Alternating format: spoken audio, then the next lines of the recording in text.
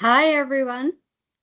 Welcome to our Defender Expert Star Forum, the case against ClickFix. I am one of your hosts, Ray Wolfram. I am a senior product manager for Defender Experts, and I am joined today by a wonderful group of panelists, presenters, hunters and analysts and researchers and friends of Defender Experts, all internal to Microsoft Security. And I'm accompanied by my wonderful co-host, Sam Gardner. If you want to go on camera, Sam, and introduce yourself before we start digging into kind of what to expect from our event today, and then delving into the heart of the content. Absolutely, Ray. I'm Sam Gardner, as Ray introduced. I lead a group of researchers, security researchers that, lays on the tip of the spear and find the threat. That's the big point, right? Here today, as Ray said, we're going to be talking about ClickFix, the evolution of ClickFix, and how we rose to the occasion to not only spot the threat early, but also the lessons that we learned along the way. Awesome. I'm excited. And just to help manage expectations for engagement during today's episode, we welcome interactive questions. So the Q&A module is operation. It is live. So feel free to ask your questions or share your feedback through the Q&A module up top. It is operational. It is functioning. Please expect that your video streams and your audio streams are going to be deactivated. Us as panelists or presenters will be able to go on camera and address any points that you surface again in that Q&A module. I also want to share before we start digging into the material, we will make the recording available as well as the slide deck. So after the event today, after we conclude it, we will share the link to the post-event survey, which will provide the slide deck as well as the recorded video stream to view at your leisure. So with that, I want to kind of set the scene that we'll be joined today by some of the heavy hitters of the Defender Experts team, as well as the Defender for Endpoint team. And I am very privileged and honored to introduce our keynote speaker today, Sharon Shia, who leads our product group efforts for Defender Experts. Hello, everyone. I'm Sharon Shah. I'm the Group Product Manager for Defender Experts.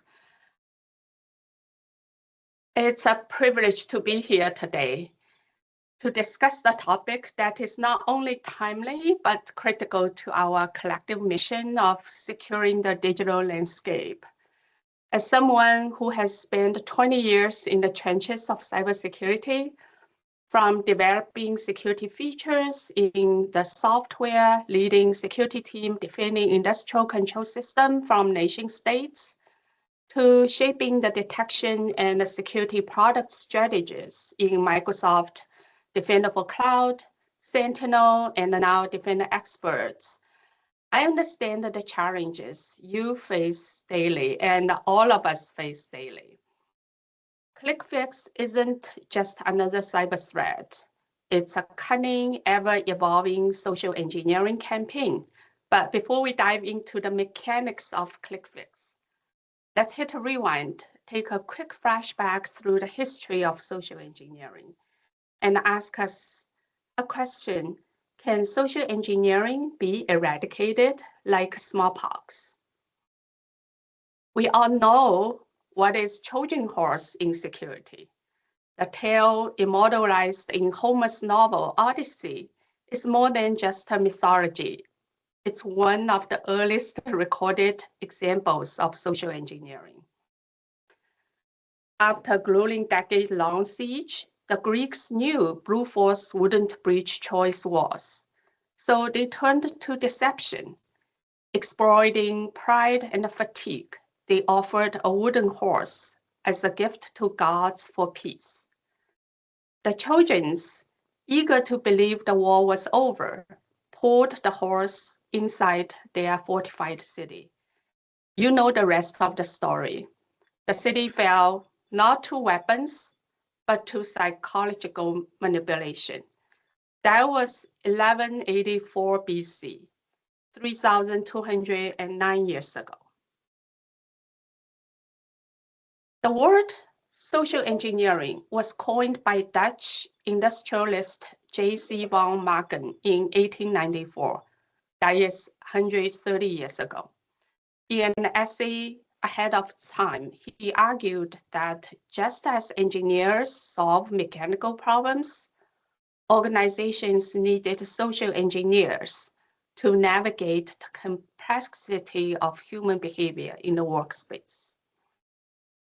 But it wasn't until the digital age, in the 1990s, a young hacker, Kevin Minnick, brought the term into the spotlight in cybersecurity. Unlike traditional hackers who relied on brute force code or vulnerabilities in software, Minnick exploited trust. He impersonated employees, tricked phone operators, and bypassed security with charm and cunning. His exploits showed the world that the weakest link wasn't the machine or software, it was human. I highly recommend his book, The Art of Deception, if you haven't read it. If you are a moviegoer, Track Down tells the story of the pursuit and the capture of Kevin Minnick. Social engineering has evolved rapidly since then, from charming phone scams to today's AI-powered phishing lures. The tactics have changed, but target remains the same, the human behind the screen. Attackers have refined their tactics by exploiting a fundamental human instinct, the desire to avoid discomfort and protect others. They've been learned that urgency, authority, and fear are powerful levers. While security training can raise awareness and help people to spot red flags in the real-world scenarios, it can't fully eliminate the risk. People have battled social engineering over 30 years, or 3,000 years if you count from Odyssey. Unlike smallpox, there is no vaccine because the vulnerability isn't code or virus, it's human instinct. So how do we detect ever-evolving social engineering tactics and stop the attackers before they gain foothold in our systems? In the next 15 minutes, our awesome threat hunters and security researchers will dissect ClickFix for you. You will see how security research, proactive threat hunting, and product detections come together to form a unified defense. Before we dive in, I want to leave you with this. Every cybersecurity challenge is a chance to innovate for us, defenders. The key is mindset. We don't just react, we anticipate. That's how we outpace even the most advanced threats. Next, Defender Expert's senior security researcher, Kajun, will walk you through ClickFix. All right. Good morning, good evening, good afternoon, wherever you are in the world. My name is Kajun Soyini, and I am Senior Security Researcher with the DEX Research Org, and I'll be giving you a deep dive into ClickFix. Okay, so what is ClickFix, right? It's not a malware, it's not a new APT group. It's actually a social engineering tactic, right? And combined with traditional delivery vectors such as phishing or malvertising or even drive-by compromises. Basically, what it does is kind of exploit the user's tendency to solve technical problems. How many of us have ever ran into a technical problem on a computer before, whether it's on a browser, we're on a web page, whether it's on a computer, we're on our desktop, right? And you search something up or you're looking for a solution and you find your solution, right? Or sometimes it doesn't work. Well, ClickFix pretends to be the error and it pretends to be the solution, right? That's where the fix comes in. So on the left hand side, we can see here an example of a email from booking.com. This is actually a phishing email. And this email lures the user to a fake booking.com domain, which will present this ClickFix prompt using Google's reCAPTCHA solution. And as we can see here, there are verification steps the user must take. Those verification steps includes pressing the Windows key and R for bringing up the run dialog box, and then Control V, which is a shortcut key to paste whatever on your clipboard. Now, what happens between the user visiting that site and going to that domain and clicking that I am not a robot checkbox is in the background, the payload is actually copied to the clipboard. And that's what the user doesn't see. And we'll go into that a little bit further as we move along here. Okay, so us and Defender experts, we first observed the emergence and proliferation of ClickFix in early 2024, right? We've helped multiple customers address campaigns that's leveraging ClickFix and various different threat actors. We've also seen a growing surge in development in ClickFix by threat actors, particularly in early 2025. And not only across enterprise customers, but consumer devices, right? People like you and me who have regular PCs who are just searching the web. ClickFix, as I mentioned, is often combined with phishing, malvertising, or drive-by compromises. And then some of the prominent threat actors include Storm0249, which is one of our in development financial cybercrime actors, and Vanilla Tempest, which is one of our known threat actors, right? They've carried out ClickFix attacks leading to the deployment of ransomware, infostealers such as LumaStealer, RoogMe, Raccoon Stealer, and we also seen the deployment of remote access tools such as Net Support. Threat actors also are continuously adapting, right, trying to evade our signatures and our detections. And at the bottom here, you can see we have a little attack chain, right? This is a generic ClickFix attack chain. Talks about that victim lore from the 3 different delivery vectors. Talks about the social engineering component to get the user to copy and paste that malicious payload. And then that command actually downloads and runs the payload or the code to deliver some type of malware. Okay, so what happens before a user actually arrives on the ClickFix landing page? So as I mentioned here, we have 3 delivery vectors, very common, phishing, malvertising, and drive-by compromise. And I've also put down those minor tactic numbers for you guys to check those out. In phishing, early on, one of the things that we've noticed was direct HTML attachments. As an example, we can see invoice123.html, which will actually bring up an HTML page in the user's browser, and the HTML page will load or present that fake CAPTCHA message.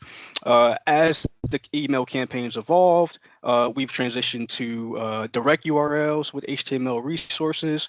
As an example, you can see the index.html URI right there. Additionally, there have also been referral URLs. So legitimate sites that would actually redirect individuals to ClickFix landing pages, right?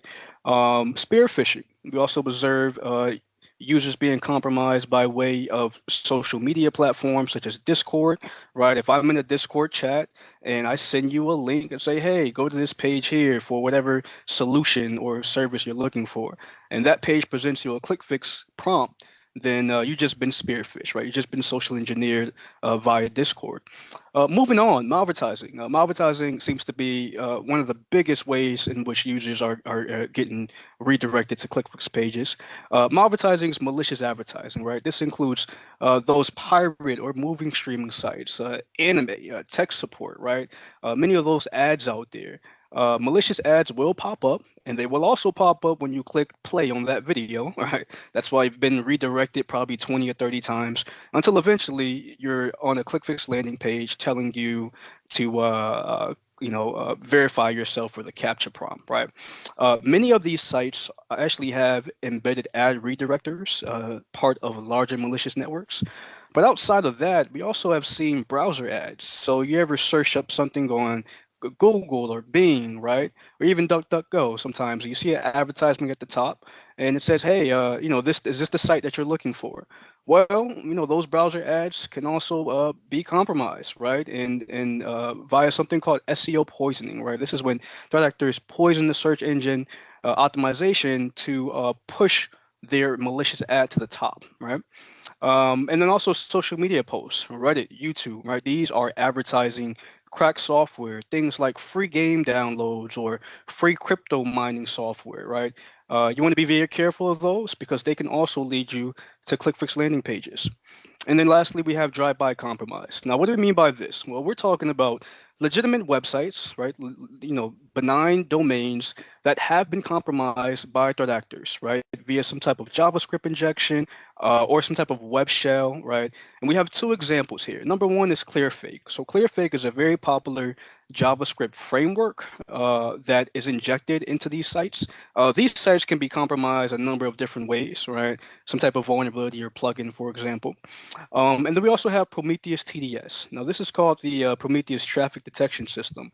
Now, this is actually a traffic management framework that threat actors use to profile victims and then redirect them to malware, phishing pages, or in our cases, ClickFix landing pages. What it does is it actually will assess the user's operating system, right? It'll assess things like their browser type, their geolocation, their time zone, and it will make a determination whether to send the user to a malicious payload or a malicious site or to let them continue visiting the legitimate site, right? As an example, a WordPress site or a site hosted by WordPress has a vulnerable plugin that's been compromised, and now there's a hidden iframe or JavaScript injected in that site, and that could be part of the Prometheus TDS system.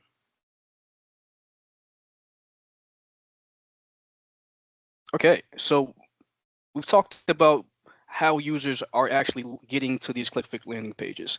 Now we have to talk about what does it look like, right? What is the click, right? So early campaigns involve presenting some type of faulty document, browser error, hey, you're missing an update. And what it would do, as we can see here to some of the examples to the left, we have an example of a Word online extension being mentioned. We have the Google All Snap error popping up. What threat actors would do early on is ask users to run code and commands directly within inside the Windows terminal or within Windows PowerShell. Well, that didn't really last long enough because we have protections in the operating system that would warn users, especially when they're pasting multi-line code. Hey, are you sure you want to run this code, right? Are you certain, right? This seems a little bit suspicious, right? So because of that, that was an easy deterrent for a lot of victims, and threat actors transitioned to the fake CAPTCHA, reCAPTCHA, or even Cloudflare turnstile method of luring victims. That became the standard for a lot of these attacks. Basically, what this relies on is users being presented with that CAPTCHA prompt. Who wouldn't click on that CAPTCHA prompt? I mean, let's be honest. If I didn't know what ClickFix was, I'm pretty sure, I probably would have fell victim to the ClickFix prompt early on when it first happened. So as we can see here, they transitioned from having users run code directly within the terminal or PowerShell to using the Windows Run dialog box. Now, most layman users are not familiar with the Windows Run dialog box. Maybe if you're a system admin or you're a very advanced tech user, you may be familiar with it. So this is why I think one of the reasons why these threat actors are getting away with this, because they're asking users to paste code within that Run dialog box. Okay, so what goes on behind the scenes? Behind the scenes of a seemingly normal turnstile or reCAPTCHA or CAPTCHA, right? This is what the user sees and what the user doesn't see. So as an example here, I have a ClickFix landing page for you called binancepizza.info. Just the name of that domain alone sounds pretty suspicious to me. I think so. However, it presents a seemingly real Cloudflare turnstile verification. From the front of that page, there's really nothing you could see that looks odd or wrong, right? In the background, inside the HTML source code, what's actually happening is the threat actor is using a href attribute to pull in that CSS resource. That CSS resource is the actual Cloudflare PNG or image file that presents the style for the page, and it's hosted on the open source Fault Awesome library. Additionally, at the very bottom image, you could see a hidden iframe being referenced. And that hidden iframe is called field.html. Now, why is that important? Okay, now inside that field.html, uh, two things that we could see. One of the first ones at the very top is something called run verification. Now, this is what animates a fake spinner, right? When you actually click on that verify you are human box. And then at the bottom, we can see something called content L, which is another iframe element that represents the actual Cloudflare verification checkbox. When you actually click on that verify you are human box, a message is being sent. We can see that within post message trigger. That message trigger, that value, is being sent back to the main landing page. Now, why is that important? Now, back on that main landing page, when the user clicks that checkbox, all they received is the ClickFix pop-up instructions, right? Press, when R and Control V, et cetera, right? However, in the background, we can see the very first image is the element module dialog, which presents the instructions for the user. The second image shows a obfuscated command that would actually be copied to the clipboard. It's a variable called code to copy, right? And then the last image brings it all together. So remember I talked about that trigger on that hidden iframe? Well, the clipboard copy actually occurs when that trigger is received. And again, the trigger is when you click on that verify you are human checkbox, right? And that spinner spins, right? It sends a message back to this element here, this add event listener, and what eventually happens is the add event listener triggers a JavaScript method called navigator clipboard write text, and as you can see here, that code to copy, which holds the command to run, it's actually copied to the clipboard. Now, one important thing to note is navigator clipboard write text is actually serving as a clipboard API within JavaScript. And this allows the browser or the web page to access the clipboard on the operating system. So this is how the actual command is being copied to your clipboard. And all this happens within a matter of seconds. So as a summary, we have a summary of that flow here. So again, the user clicks on that verify you're a human checkbox. We have that variable defined there. That hidden iframe sends that trigger message based on that variable in that spinner toggle. And then the navigator clipboard, which is again the clipboard API, copies that payload to your clipboard. And then the user has to follow those instructions to Control V and paste the malicious command. And this, as we can see here, this is one of the ways in which these ClickFix implementations on these sites are being built. However, not all of these sites are built in the exact same manner, right? So I talked about the social media spear phishing part of this, right? Well, this is a landing site called guildmerger.co/verify/MNM. Again, that domain looks pretty suspicious if you ask me. However, what it pretends to be is a Discord server, right? Anybody ever used Discord before, right? You get that, hey, we need to verify you before you can join this Discord server. It looks legitimate, right? In the back of that HTML code, what we can see is, again, the threat actor is actually pulling in that Discord logo and that PNG file to make the style of the website look very legitimate, right? However, what differs here is that we could see the add event listener is all on the main page, right? When the user clicks that blue button, that blue verify button, right? What they can see, then it sends a trigger, right? The trigger is a click, right? I'm waiting for the click, right? So it sends the trigger to navigate a clipboard write text. Again, that's the clipboard API that copies the malicious command to the clipboard. And in this case, the malicious command is a invoking curl to download a batch script and then output that batch script to the temp folder, right? However, again, as you can see, there is no reference to a hidden iframe. There is no reference to a hidden JavaScript or anything like that. It's all right there in the main landing page. So again, not all of these landing sites are built in the exact same manner. So that's important to understand. Okay, so moving on, what happens after that?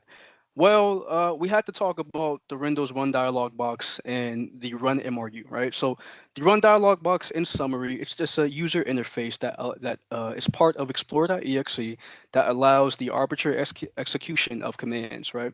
And it uses something called shell execute and create process. These are Win32 APIs, right? That actually resolves what the command is and executes the command. It does have a input a max input limit, right? So there's a practical limit of 259 characters. And then there's a specific DLL that gets loaded that presents the actual input process interface. That's called the Tech Services Framework. The TPSF.dll is part of that framework. So that's what presents the Windows Run dialog box, right? However, when you run the command, as an example, what you may not know is that all commands and executions are actually logged inside a registry key called the run MRU, or most recently used registry key. It keeps an execution. So when you're conducting your investigations, you're hunting, if you're using something like Microsoft Defender for Endpoint, which you should be using, then you'll have something like a device registry events table, and you can query for any values or data within that registry key. Okay, moving on. So what are some common command elements to detect ClickFix activity? What these commands look like, right? So one of the things you want to first look for is living off the land binaries, right? Binaries that can execute code, that can download payloads. I'm talking about your PowerShell, your mshta, etc. We also have common usage of code files, right? Files such as VBS, Visual Basic, your HTML application, PowerShell script, batch script. We've seen it all, right? If it's capable of executing software, if it's capable of containing code, it will be used. Also, as a caveat, I want to mention too commandlets from PowerShell, such as invoke web request, invoke REST method, invoke expression, etc. And then a lot of times these payloads are hosted on certain domains like content delivery networks, suspicious top-level domains like .live, .shop, etc. And then sometimes direct IP. Sometimes they won't even be a domain name. It's just a direct IP where the payload's being executed from. Many of these file names are actually file types extensions are renamed to media sites, so or media extensions. So we have PNG, MP3, MP4, .wave, .jpeg, and the reason the adversary does this, of course, is for evasion. It just makes it look like the user is probably downloading some type of MP3 file or image file, for example. Double file extension is a thing. Obfuscation is a thing, and also URL shorteners. And then we also have the messages, right? This is an easy one. You can detect some of the phrases like "I am not a robot," CAPTCHA verification, cloud verification, etc. Okay, what about post-execution? So what comes after a user successfully executes a ClickFix deliver command? Well, one of the things that we're seeing a lot is infostealers, right? Infostealers like LumaStealer, which seems to be the most prolific post-execution payload. We have remote access tools such as AsyncRet, XWorm, Dartgate, Next support. This allows hands-on keyboard activity, and also the introduction of remote access tools or legitimate RMM tooling can introduce ransomware can be to be deployed within the environment by threat actors. Loaders such as Mince Loader, Latrodectus, which downloads additional malware tools, and then rootkits, right? How many of us still hear about rootkits here and there, right? They're still around, right? And there's still Windows rootkits, open source rootkit called R77. We've seen being delivered by something called Obscure Batch Script, which is a campaign. That campaign was first uncovered by Sequoia, so shout out to them. And we've also seen activity as well. However, these final payloads are often fileless, right? They're not written to disk. So if you're expecting to see, hey, what did the user download? Where's the file? I can't see it. Sometimes you're not going to see it, right? Most of the time you won't see it because the payload is actually loaded and launched from memory. And what does that mean?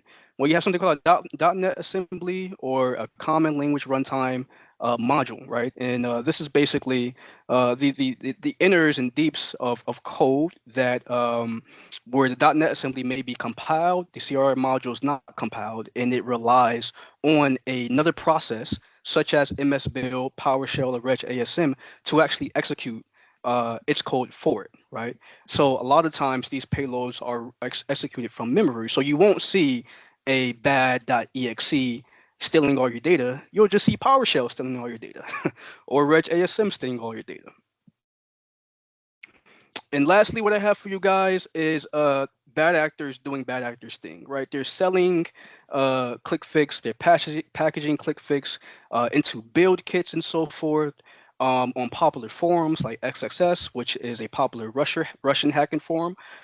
Basically, what they're doing is they're selling kits, builder pages for ClickFix. They're selling LNK files for deceptive shortcuts, JavaScript SVG files, payload builders, and they're marketing this, right? They're promising, hey, we can bypass Defender, we can bypass other EDR vendors, right? This is what they're marketing. We guarantee smart screen bypass for your landing page. We guarantee payload persistence.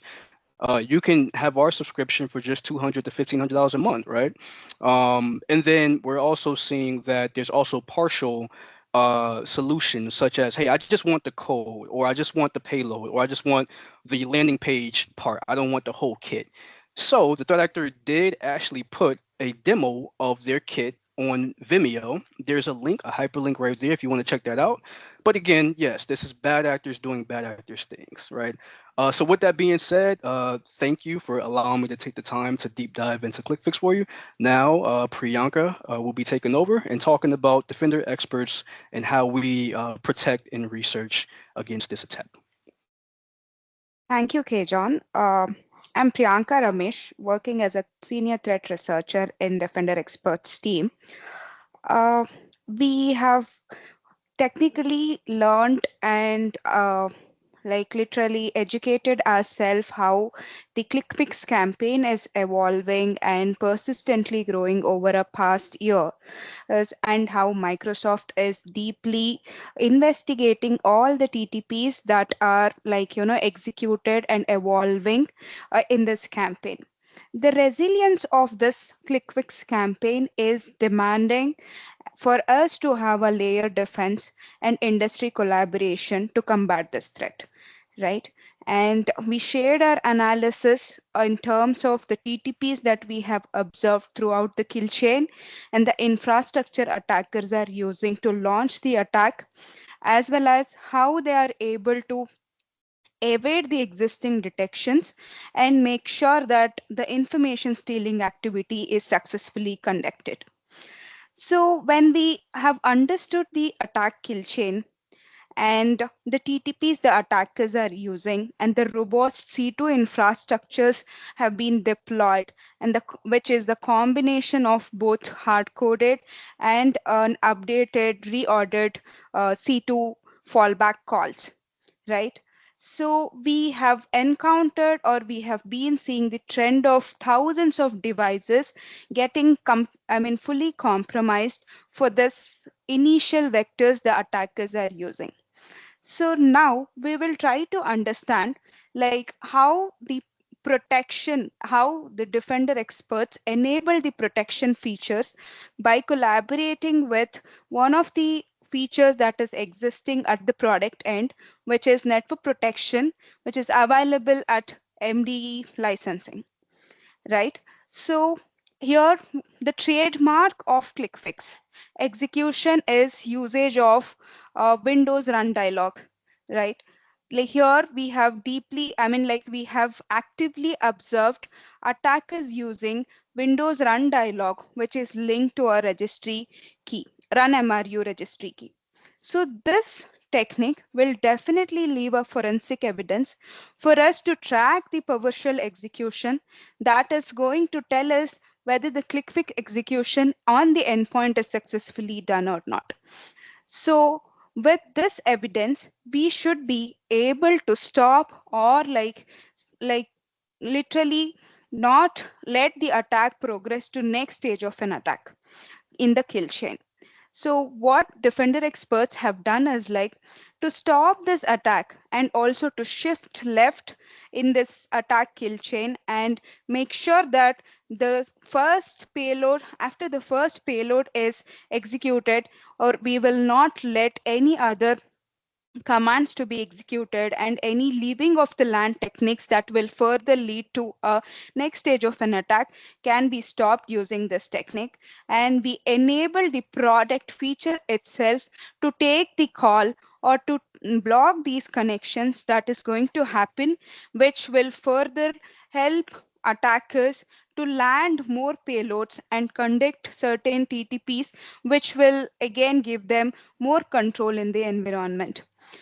In this activity, what we mainly focus is like how can we stop this attack at the very first stage of an in the kill chain, right? For that, we extracted all this newly created domain which was embedded in this PowerShell script or PowerShell command, which will be logged in run MRU registry keys, and made sure that this is flowing into our internal threat intel platform, which will be further consumed by network protection feature to stop any network connection that will likely to be done on newly registered and low prevalence malicious domains that attackers are using to download or to spread the next stage of payloads. So here the automation keeps extracting these PowerShell command, extracting the PowerShell executions along with the domains which are embedded in these executions, and it will be automatically reported to the threat intel platform, which will be like in real time consumed by the network protection and stop the connections that is going to happen, and further let the attacker to spread the attack through the commands and to drop for second stage of payloads. So with this, we were able to actually extract around 500 to 600 new domains that were used to spread the attack and compromise the organization fully. And almost 2.5K to 3.5K devices were like protected using this technique in a month.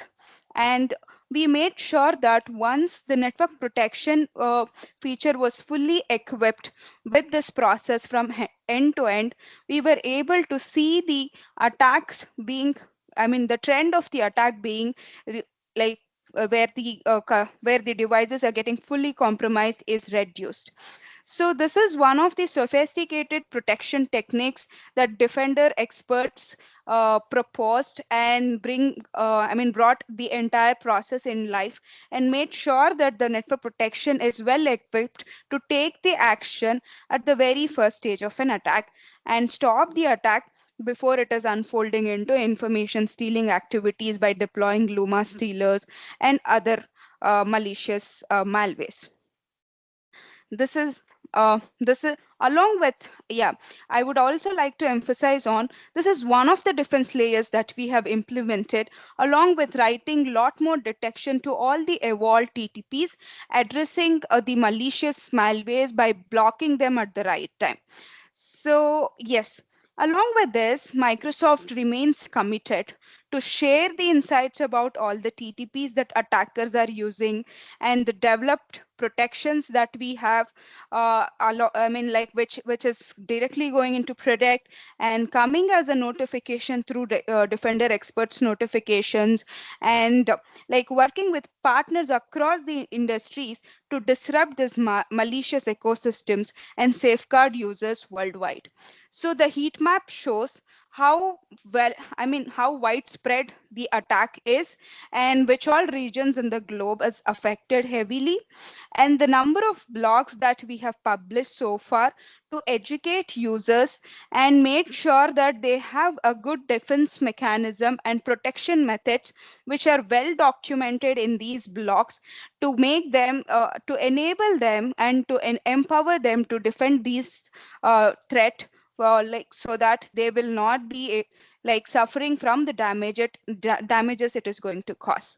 So with this, I will hand it over to Kran, And thank you. Please post your questions if there are any. We would be happy to answer them. Thank you.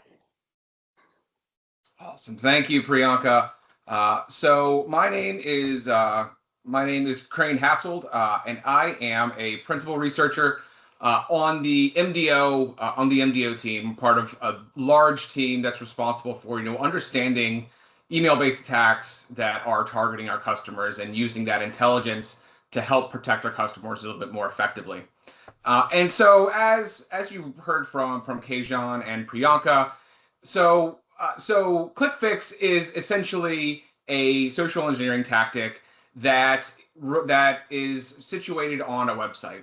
Now, in order for this whole process to work, in order for a ClickFix attack to work, a recipient, a user, has to get to that website. And so that's really where our research is focused on, sort of what is the initial attack vector? How are the users, how are the victims of these attacks getting to a ClickFix site? Now, as Keijan mentioned a little bit earlier, in the early days when ClickFix was first observed, most of the attacks that we saw were delivered via HTML attachments. Now, since then, things have changed, and Keijan mentioned this a little bit. But now there are two primary initial attack vectors that a victim of one of these attacks is going to get to the site. The most common way is through email-based links, just like most credential phishing attacks that we see today. That the attackers have pivoted from those HTML attachments to embedding links directly into emails. We'll see some examples of those here over the next couple of slides. And then those links are generally going to be disguised as attack buttons.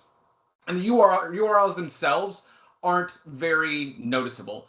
When someone looks at one of those URLs, they're usually going to be obfuscated using some sort of legitimate services. Again, we'll see some examples of that.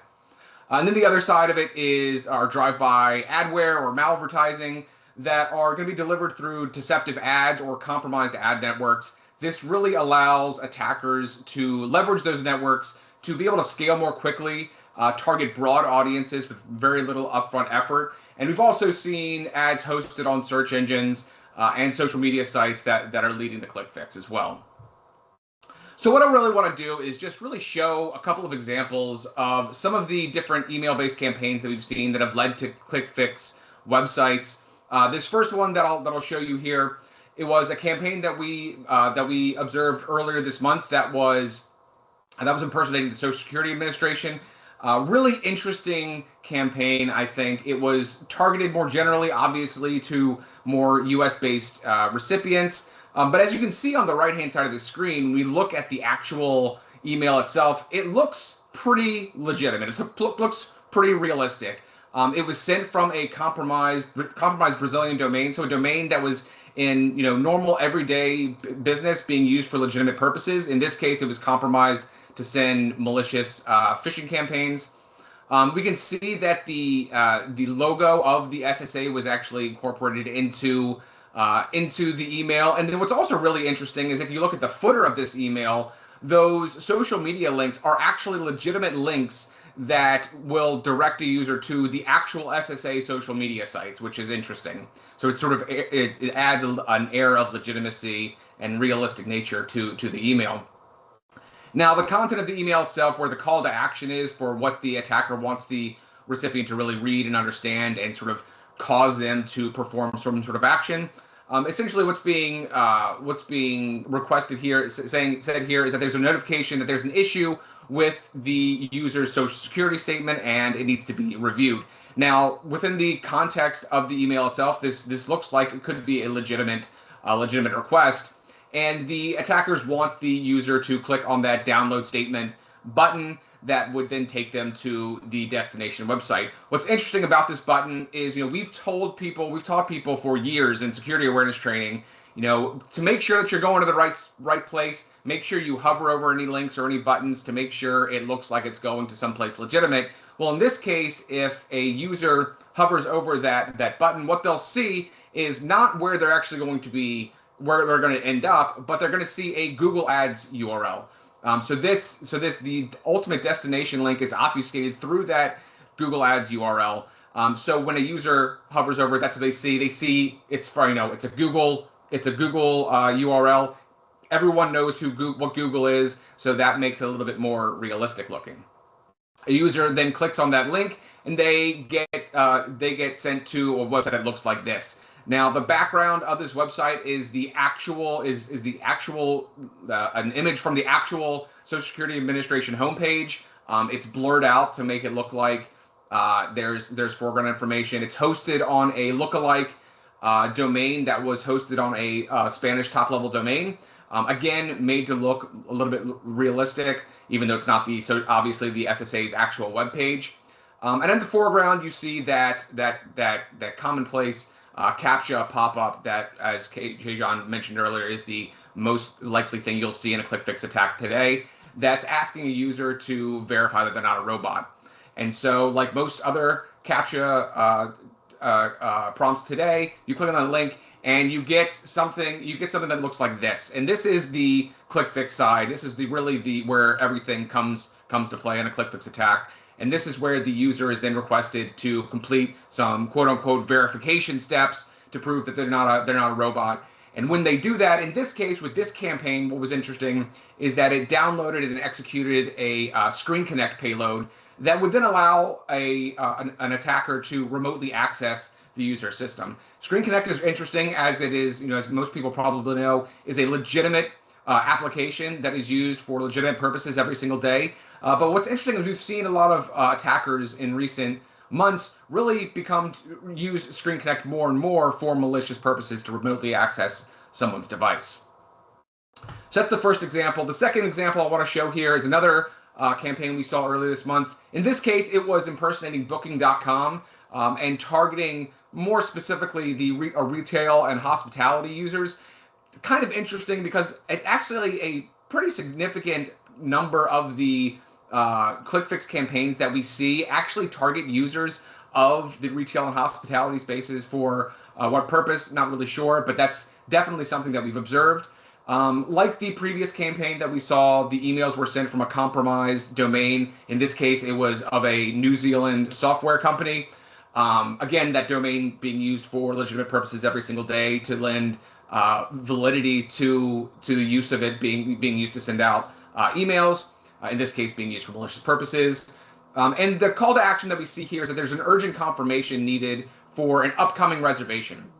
Now, what's interesting about this tactic is that for a vast majority of recipients of this email, they're likely not going to have any upcoming travel for any reason.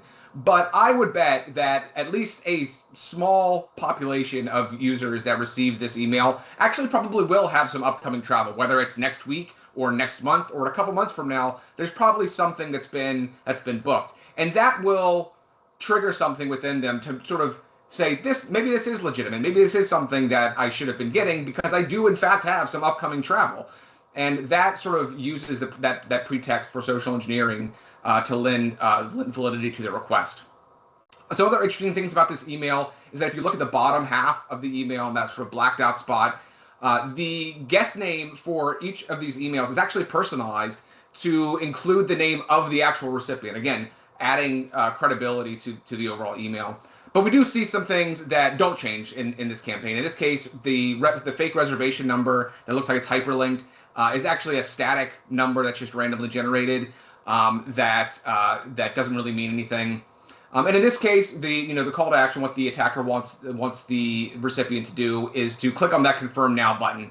Like we saw with the previous example, if someone were to hover over that confirm now button, what they'll see is not the destination that they'll be going to, but in this case, they didn't obfuscate it with a Google Ads URL. In this case, they used a common URL scanning wrapper. So, a lot of organizations today use a third party to essentially, instead of having users go directly to a website, they'll use an intermediary that will scan that website to see if is it malicious, and if it is malicious, they won't let the user go to that website. Well, in this case, attackers have sort of done an in around using those wrappers and said we'll let that scanner scan that site, but in this case, if the user doesn't actually use that service, nothing's actually going to happen.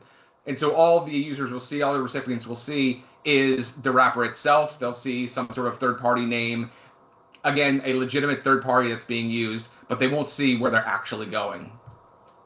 And so in this case, where does a recipient end up? Well, they'll go to a site that looks like this. They are first transitioned through a redirection website that is hosted on a compromised site before landing on a malicious domain that was registered by the attackers 2 days before this campaign went out.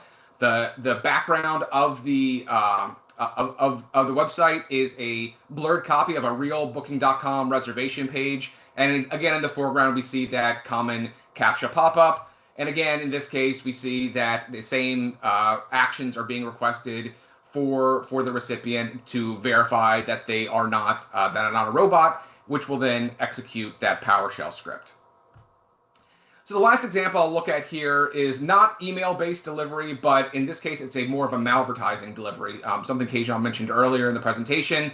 In this case, it was a malicious ad observed on a free movie streaming website. I'm sure most people watching this probably know most free movie sites, free download sites, free whatever sites probably are going to have something a little bit sketchy on them. And in this site, it was no different. When a user would actually click on the movie would actually play. But what would also happen is another tab would open that would kick off what we called a Russian roulette of potential redirections. Essentially, there are a number of different malicious destinations that someone could actually go to, whether it's some sort of cryptocurrency scam or a tech support scam. There are a number of different places that they could be sent, and some of those ultimate destinations could be a landing page that included a ClickFix injection that looks somewhat like this. In this case, it's trying to mimic a DDoS guard a website. And if the user goes through the whole process, like we've seen before, of clicking on the button, copying and pasting the instructions, it would then initiate a infostealer download and execution, which, again, as Keijan mentioned, is one of the primary forms of malware that is associated with ClickFix campaigns today. So what is MDO doing to protect users against ClickFix? Well, there are a number of different ways that we identify, protect, and detect ClickFix attacks that are targeting users, especially in the email chain. One is by using end-to-end safe links. So instead of just looking at the email itself, we are looking at the entire life cycle of a URL that's in an email. So not just what is the composition of the email, but where does it go, and how does each one of those sites that the URL leads to, how do they behave? So understanding that behavior, and by sort of using that type of analysis, we're able to better understand the full attack cycle and identify malicious components of the attack cycle that will then relate back to understanding whether that email initially is malicious or benign. We also use what we call proactive time travel, which allows MDO to act on ClickFix threats even after delivery. So if we get intelligence seconds, minutes, hours after an email has hit a user's inbox that something associated with that email is in fact malicious, then we can pull it out of user mailboxes retroactively. This allows the MDO to minimize overall dwell time and exposure. It also allows us to include a feedback loop that allows us to adapt to evolving ClickFix tactics down the line. So the websites themselves, as I mentioned with those safe links, we analyze each of the websites to understand how they behave. And one of the things that we have that MDO has are signatures that are designed to catch and identify phishing emails that are using fake CAPTCHA overlays and then executing those malicious commands. There are a lot of behavioral signatures, understanding how these ClickFix sites behave. Understanding that nature allows us to identify them. Even though a vast majority of ClickFix attacks aren't delivered through HTML attachments anymore, there are still a few here and there that we see that are using HTML attachments, and we still keep monitoring for those number of tactics within HTML to make sure that we're up to date if any ClickFix campaigns are leveraging those. And then we also use real-world threat intelligence, right? So, myself and a number of other researchers within the MDO org are always collecting intelligence on ClickFix attacks and other types of attacks to help understand how they occur, how they work, and using that intelligence to then feed back into MDO to make it work a little bit more effectively. And then finally, the thing I want to mention is, MDO partnered with some other teams within Microsoft, as well as external organizations and law enforcement internationally, to take down a large amount of LumaStealer domains in May of this year. We disrupted about 2,300 domains that were used as the backbone for LumaStealer infrastructure that we hope will sort of put a little bit of a dent in the overall ClickFix activity that we see. And with that, I will now pass it over to MDE that will go into MDE analysis of ClickFix. Let's take it away.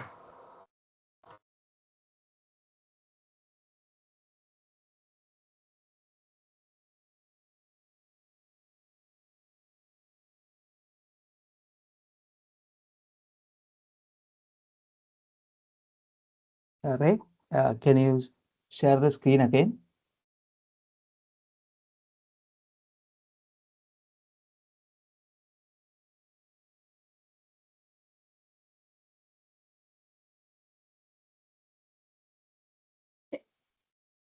So you can take control if Yeah, sorry, okay, wonderful. I couldn't see the presentation, but still, yeah. You guys able to see the presentation? Sorry for that. Yes, I see your slide on screen. Okay, got it. For some reason I'm unable to see the presentation. Okay, so can somebody move the next slide? Yeah, I'll re-share the presentation just Yeah, in case. that would be great. Yeah, thank you.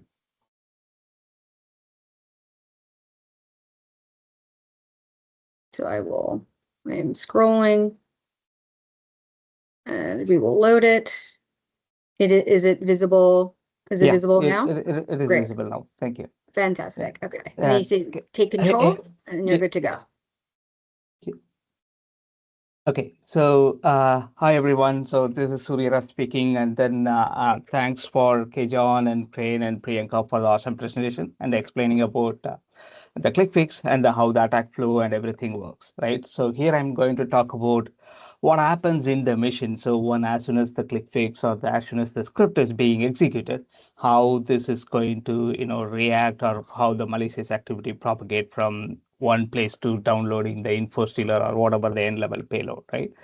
So here I just wanted to explain, how the ClickFix is kind of, is that a new to us, or is that similar activity we have seen in the past? For an example, so here one of the stuff we have seen, seeing this one from 2011, we have seen the similar activities similar to ClickFix. Here also, attacker is asking the end user to perform the Control C and then Control L to copy the Control C to copy the content, and then Control L to put it in the browser address bar itself, and it's going to execute a specific JavaScript execution. And then initially the attack was targeted only on the cookies and then the web pages and then these kind of a social engineering website. So that time IE was the prominent, one of the prominent browser, and then this was targeting all the web browser at that time, right?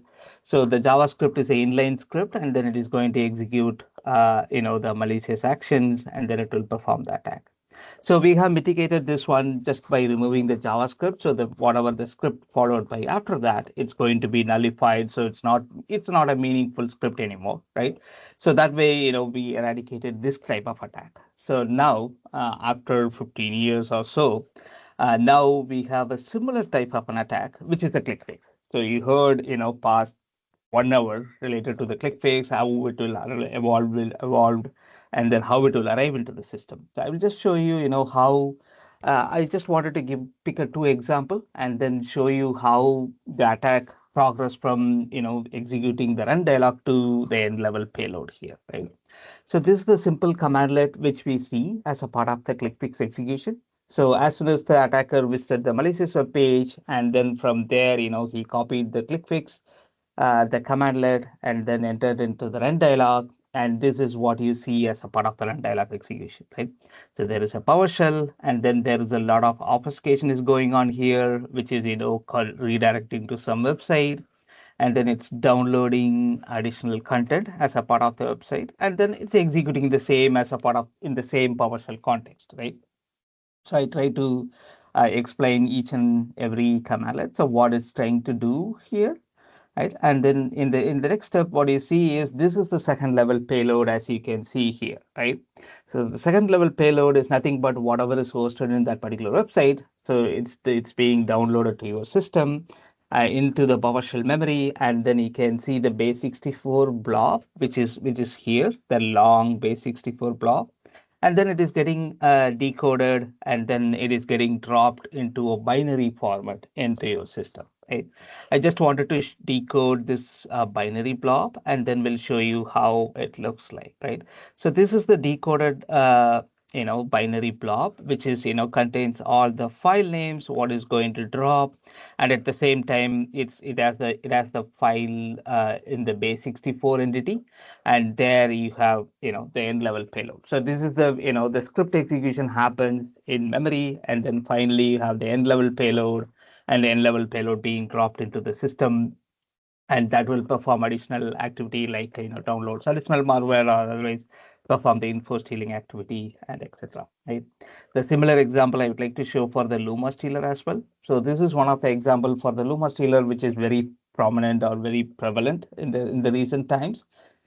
So this is one of the execution pattern. It's doing a lot of obfuscation. So basically, you can't even see the URL. URL split into multiple places. And at the same time, the execution of this particular one also is split into multiple things. So IWR is basically split into two variables here. It's invoke web request, and at the same time, you can see the IEX at the end, and then this is the use base passing content is the one is kind of a passing the content to IEX, and then it is getting executed over there, right? So here you can see the second level stage, which is again, it's an encoded one, but the encoding, it has one more, logic also to encrypt this particular content. So there is a first layer is a base64, as you can see here. And then the second layer is basically it's XORed with number 23 in this case, but it's constant, it's changing. So they can change the script in the server, what they are deploying. The end level goal is ideally they wanted to run the malware, right? So these all are evading techniques which they are doing to prevent the MDE to detect or block this particular one or any savvy security product in this case. So the third layer, you can see that is one more script again. It's going to download the next level of script, and then it's going to execute. So here it's trying to access one more URL, which is a bigger, blob, binary blob it will download. And then here there is a customized obfuscation, which we can see. This is one layer next to the previous one, what we saw, just a base 64, and then, it started 23. This is something more customized base 64 obfuscation which is happening, and from there the end level payload is being dropped into user directory of public music and these kind of common locations where it will start. And at the same time it does create a run entry, and then it will create a the persistent location wherein it can do the auto start, even though the reboot conditions it can do the auto start. Okay, so this is the attack flow of Luma stealer and domain. I just wanted to give a hint how this attack is getting progressed once you executed the run dialog. Okay. So the next step, I just wanted to show what we are dealing with. So the obfuscation you have seen, how much type of obfuscation we are seeing it on the daily, day-to-day basis on the support of the ClickFix, because Kejon explained the ClickFix is currently being sold as a separate toolkit, and then many attackers using this particular one. So when they are paying money, they expect quality. That is business tactics. So that's the reason we are seeing a lot of obfuscation in here as a part of it. So so first one, you can see there is a lot of obfuscation goes with the the variable declaration and then string concatenation, and the LOLBin used here is just a PowerShell, right? And the second one, you can see this is also PowerShell, and then there is a lot of code based obfuscation which is going on, and then it is also downloading something from the internet. And then the third one here, you can see this is literally nothing is visible, right? Because everything is kind of more obfuscated. And then here you can see there is a duplicate operator being used inside the PowerShell, and then through that it's getting the additional payload or additional content from the malicious websites. And then the next one, you can see SSH being used. That is also one of the LOLBin SSH being used to launch the PowerShell, and then indirectly PowerShell uses other LOLBins to launch the additional payload or the next level of the script. And here also we can see there is a conhost being used. Conhost is nothing but a script helper for cmd.exe or this kind of a scripting language. And here you have conhost being launched cmd, and then through cmd they are again calling curl, and then curl is doing the actual activity, and from there it's getting executed at the next level payload, and it's doing the malicious activity. And the last one also kind of similar, PowerShell launching the mshta, and from there we are getting the execution done as a part of the ClickFix. So these all the stuff what you see here, these are prominently getting executed through runtime, right? So this is the, as Kejan explained, so it's a 255 character, which is relevant to max path. So they have a string constraint, how much length they can go, the attacker, and then they are playing around with this particular length, and then they are taking the user to execute this particular commandlet as a part of the run dialog. So how do we protect these kind of attack? Right? That is the next question. Because as a part of MD suite, we have a very well, various layers, attack layers. We provide the protection. So the first one, so as a part of last 1 month, we have seen 5,000 organization being there is a ClickFix attack, and then we have prevented successfully in those organization as part of MD suite. MDE here, the EDR solution, AV solution, everything works together as a one entity, and then we are blocking it.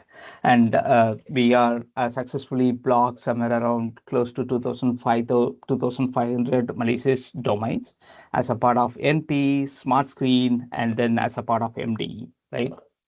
And then how do we go and block each layer of this particular PowerShell script execution, and followed by the infostealer if we have any, right?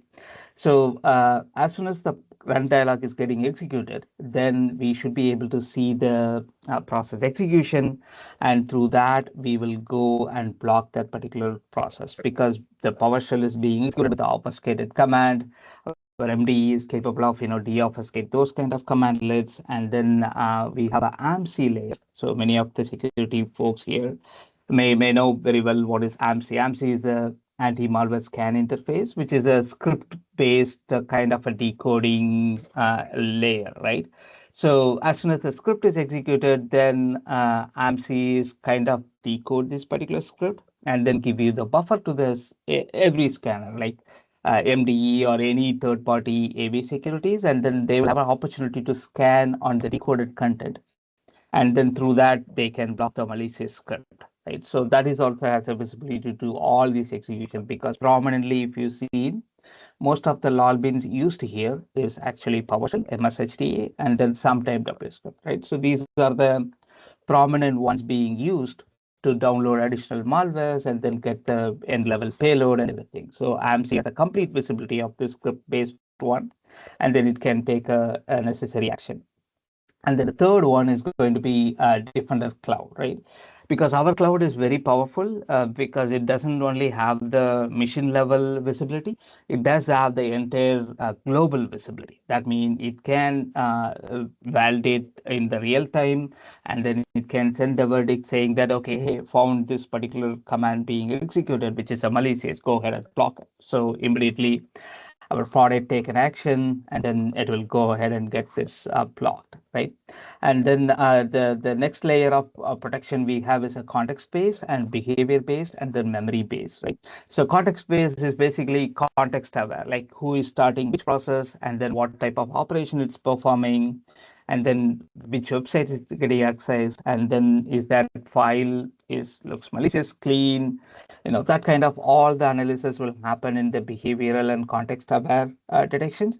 And at the extensive direction, we do the memory scan. So finally, okay, so now we found some suspicious activity. Let's go and inspect the memory of this particular execution or this particular process which is being executed. So all the encoded or encrypted binaries, which does obfuscate, deobfuscate itself into the memory so that it can run and perform the operation. So that will give us an opportunity to go ahead and inspect the memory and then block at the right stages, right? So this we have a coverage and then protection layer for each and every attack layer which is defined here. So basically when it's executing, so we have opportunity to block. Okay, let's say we missed it, then cloud will take an action or AMC will come into play.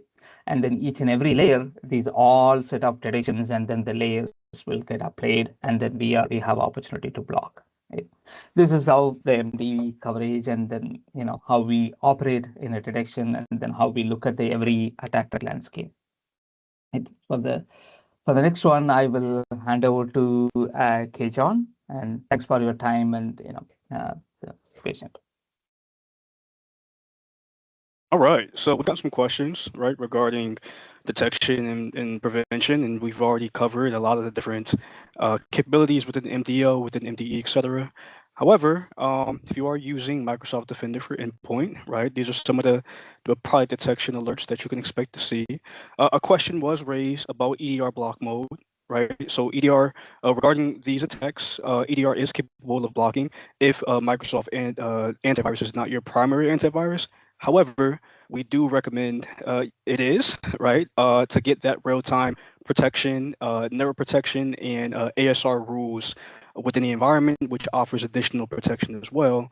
But yes, here are some of the common EDR alerts you could expect to see: suspicious execution and run MRU, PowerShell, suspicious PowerShell commands, and then we also have some of those triggers, right, when it comes to blocking of activity, observe, and behavior, right, behavior monitoring, blocking, and then even info stealing malware, right, if there is observed post execution activity that leads to Luma Stellar info stealing, we do have alerts that will detect and look for that as well. All right, some of the things that you could do, right? Number one, I always say, just as Crane mentioned, ensure you're educating your users, educating yourself, your enterprise of social engineering, right? Because as you can see, as this whole presentation revealed, everything starts with the user, right? If the user does not engage, click, copy, and paste, and do all the social engineering things that were instructed, none of this will be successful, right? So ensure you're educating your users on this. Feel free to share this recording with them, some of these slides. Again, real-time protection, script scanning, right? As I mentioned, many of these payloads that are delivered are scripts, are PowerShell scripts, so that real-time protection and script scanning comes into play. You can restrict the use of certain commandlets. But then we also have some MDO protections as well that Karen was talking about, right? Ensure your MDO settings and configurations are properly configured to handle many of these phishing campaigns related to ClickFix. Network protection, right? Take use of that, right? Blocking those domains, those IPs that we're putting into our product to safeguard you. And then if you want to go the route of like, hey, we've got this question in the past, what if there's no business use case for the Windows run key or run dialog? There are group policy objects you can put in place to restrict the use of the R shortcut key. Additionally, you could restrict the use of run dialog in general, as well. App control, right? Windows app control policies you can set, and then terminal access, right? Again, I talked about that warning users when you're pasting certain code within terminal or PowerShell. You can trigger that as well. And then one of the last things I have for you is a query, right? Who doesn't like queries? So here's a query that's available for you right now. Many things we talked about, such as the LOLBins, right? Living off the binaries, being used to run malicious commands. Again, looking at that run MRU registry key path, looking at that explorer.exe process file. And here you go. You guys can use this to assess your own environment, determine, hey, is ClickFix happening? right, in my environment. It's also looking for some base64 encoded based on that regex there at the very bottom, right, that last line. And yeah, so with that being said, I will pass it back over to you, Ray. Thank you, guys. Thank you. Thank you to all of our wonderful panelists, our presenters, keynote speaker, and our attendees, especially you all and folks that have participated in the Q&A, shared your feedback, interest in future topics as well, and deeper dives. I want to reiterate that the slide deck is available upon submission of the post-event survey.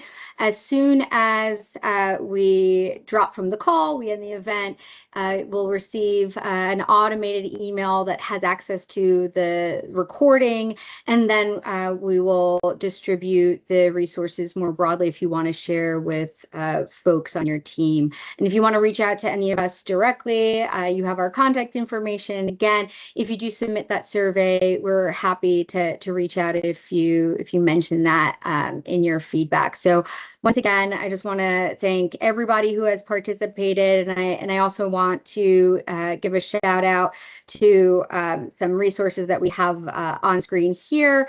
Learn more about Defender Experts for hunting or Defender Experts for XDR, and especially our partner ecosystem. We are a partner first organization, and we can't do it all without our partners, and security is a team sport. So thanks everyone, and you'll be hearing from us soon. Take care.